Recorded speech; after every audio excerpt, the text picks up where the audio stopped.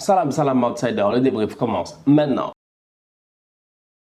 Liverpool l'emporte aujourd'hui 2-0 à domicile face à Villarreal en demi-finale de Ligue des Champions. Top performance de la part des joueurs de Jürgen Klopp. J'ai envie de dire que c'est un 10 sur 10 qu'on a vu aujourd'hui. Pourquoi? Parce que sur le terrain, tous les joueurs de Liverpool ont très bien joué. Je n'ai pas vu un joueur qui a été under the level. Je n'ai pas vu un joueur, je dis bien, qui a sorti un niveau qui n'était pas acceptable. Aujourd'hui, on a vu le high level. De la même manière que hier, entre City et le Real Madrid, il y avait quand même des joueurs de qualité sur le terrain. Aujourd'hui, des deux équipes, il y avait des joueurs de qualité sur le terrain. Cependant, Villarreal, malgré le fait qu'ils sont sur une belle épopée, qu'ils ont sorti le Bayern, que c'est une belle équipe, que cette équipe-là est capable de temps en temps de nous surprendre, ils sont tombés aujourd'hui face à plus fort qu'eux. Et plus fort qu'eux, c'est cette équipe de Liverpool-là qui ne rigole pas. Franchement, on va être très sérieux. La défense de Liverpool aujourd'hui, elle n'a même pas donné l'option aux gars de Villarreal de jouer en contre-attaque.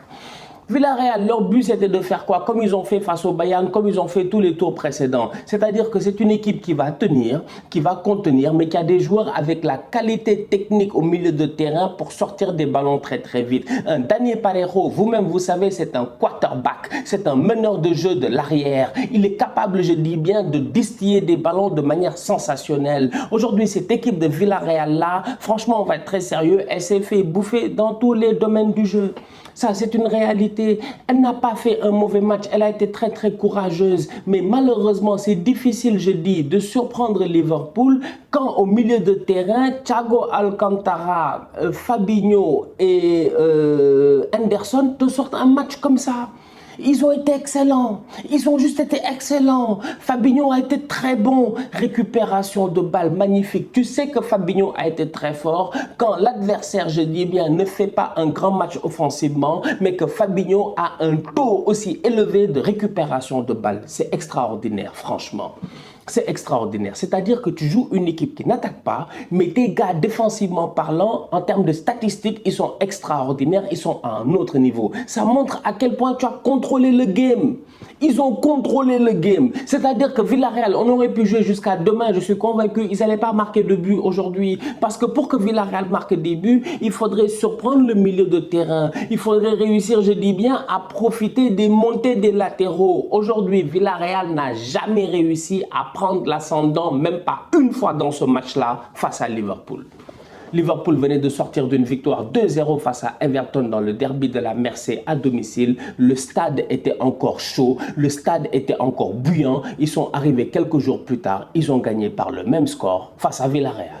Franchement, top performance de la part des Reds, un match complet, un match maîtrisé et un match qui, en toute honnêteté, je suis désolé, avec tout le respect que j'ai pour Unai Emery et cette équipe de Villarreal-là, qui nous a quand même fait rêver au courant de cette Ligue des Champions, je pense, à moins qu'un miracle, que ce sera compliqué pour eux de renverser la vapeur lors du match retour.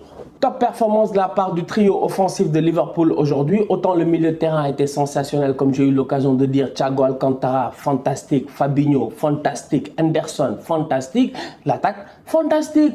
Luis Diaz, il fait son taf sur le côté. Il est rapide, il est vif. C'est un grand dribbleur. C'est un joueur fantastique. Il est, franchement, Luis Diaz, il a une grosse force. Il a une force de frappe. Force de frappe. Il est méchant, lui. Il met des frappes, des vraies frappes. Aujourd'hui, on l'a vu. Plusieurs fois, il rentre sur son pied droit. Il frappe. À un moment donné, il prend son pied gauche, il peut marquer, malheureusement, il dévisse. Bref, Luis Diaz a encore une fois été très très bon. Sadio Mané, depuis l'arrivée de Luis Diaz, depuis, je dis bien, les quelques déboires physiques de Bobby Firmino cette saison, Sadio Mané est dans une position de numéro 9, de faux 9, de pivot. Bref, il est dans l'axe, je dis bien, entouré par Luis Diaz et Mohamed Salah. Et Sadio Mané, franchement, je suis désolé, il sort de top performance. Je ne sais même pas pourquoi je suis désolé, c'est une réalité, il sort de top performance. Ce que faisait Bobby Firmino, mais c'est ce que fait Sadio Mané, alors que Sadio Mané n'est pas formaté pour faire cela, et il le fait bien.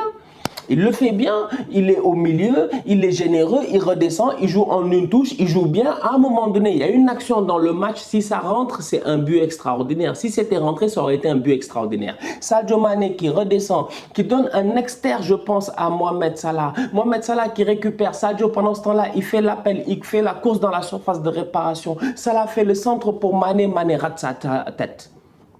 Cette action-là, si elle rentre, extraordinaire. La connexion Salah-Mané en ce moment, sincèrement, elle est magnifique. Beaucoup de gens, pendant très longtemps, moi-même y compris, ont cru qu'il y avait peut-être une certaine, pas une tension, mais une rivalité entre Sadio et puis Mohamed Salah qui faisait de telle sorte que l'un ne faisait pas la passe à l'autre et vice-versa. Aujourd'hui, je suis désolé, quand je vois les deux, je me dis, en fait, leur problème, c'était juste la distance. C'est qu'ils étaient trop loin l'un de l'autre. Parce que depuis qu'ils sont proches l'un et l'autre, ils sont très forts ensemble. C'est incroyable, franchement. Depuis que Sadio et Salah jouent comme ça, je dis bien, ça veut dire que Salah, il est sur le côté droit, Sadio est dans l'axe.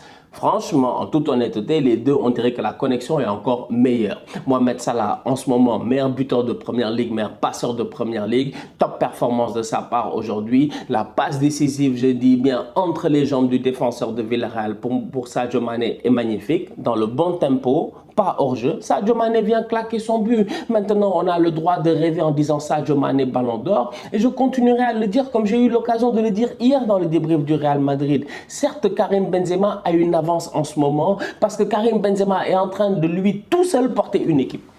Tout seul, il porte une équipe. Et cette équipe-là, ce n'est pas n'importe quelle équipe. Karim Benzema, statistiquement, individuellement parlant, il a quand même de meilleures statistiques que les Sadio Mané. Mais derrière tout cela, une finale de Ligue des Champions entre Liverpool et le Real Madrid, peut-être que c'est possible. Manchester City n'est pas encore mort. Ne me méprenez pas, attention à cette équipe de City-là. Mais c'est possible. Peut-être que le Ballon d'Or peut se jouer dans une finale 90 minutes, 120 minutes entre Salah, Mané, Sadio.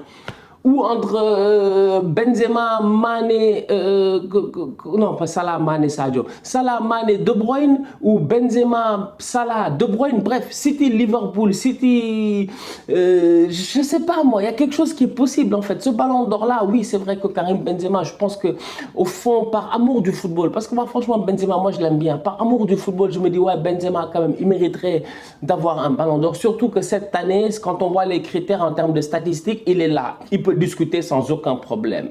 Mais il faut gagner des titres. Et la Ligue des Champions n'est pas encore gagnée pour le Real Madrid. Et si le Real se fait éliminer face à Manchester City et qu'ils sortent, même s'ils sont champions en Liga, eh ben, si c'est un Salah ou un Sadio ou un Kevin De Bruyne qui te gagne la Ligue des Champions et qu'en plus de ça, il est décisif en finale de Ligue des Champions, ça peut être compliqué pour Benzema. Donc rien n'est encore joué. Mais pour le moment, franchement, force est de constater que les gars, ils sont au top. Ils sont tous au top. En cette fin de saison-ci, tout le monde est au top. Kevin De Bruyne est au top, Benzema est au top, Salah, il est au top. Sadio Mané est au top.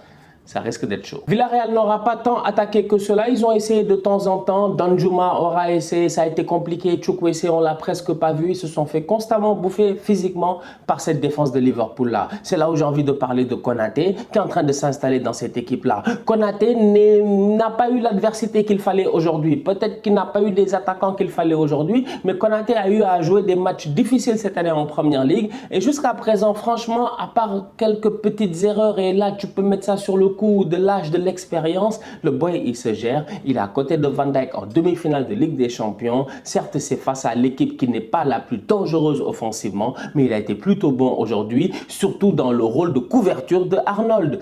Parce que Trent, il passe son temps à monter. Je vous ai dit, Trent, c'est pas un latéral. Il s'en fout du poste de latéral. Il fait ce qu'il veut. Trent passe son temps à monter. Trent, c'est quand même 22 ans, plus de 220 matchs joués avec Liverpool. C'est extraordinaire. Les gens s'en rendent pas compte, mais Trent Alexander-Arnold est sur le chemin, je dis bien, d'être une légende. Il n'a que 22 ans. C'est un joueur extraordinaire en termes de statistiques, de passes décisives individuellement, mais aussi en termes de minutes jouées. C'est magnifique. Trent, il va à l'abordage, mais derrière, il faut quelqu'un pour le couvrir. Si ce n'est pas Henderson qui est là, c'est souvent le boy Konaté. Donc, dans ce jeu de couverture-là, Konaté a été très bon. Associé à Van Dijk, il apprend énormément. La défense de Liverpool au complet a été bonne. Franchement, pas grand-chose à dire.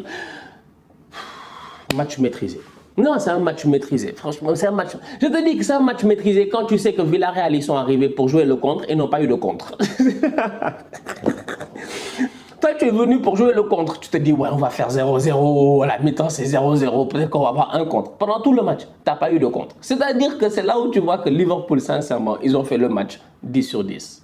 La famille, on se capte très bientôt pour de nouveaux débriefs. Dès demain, j'espère que vous serez là, je serai là, notamment avec un Manchester United-Chelsea qui risque d'être très intéressant parce que les Red Devils, ils se battent plus peut-être pour le top 4 parce que ça risque d'être compliqué pour eux, mais ils se battent quand même pour aller en Europe. Il faut quand même qu'ils finissent dans les 6 premiers. Je vous ai dit, faites attention, les gars vont vous rattraper. Chelsea doit consolider sa place. Bref, c'est un choc de première ligue. J'espère que vous serez là, je serai là. D'ici là, on continue à liker, on continue à partager. On s'abonne, on s'abonne, on s'abonne. On est ensemble, on reste en santé, c'est le plus important. Tous outsiders.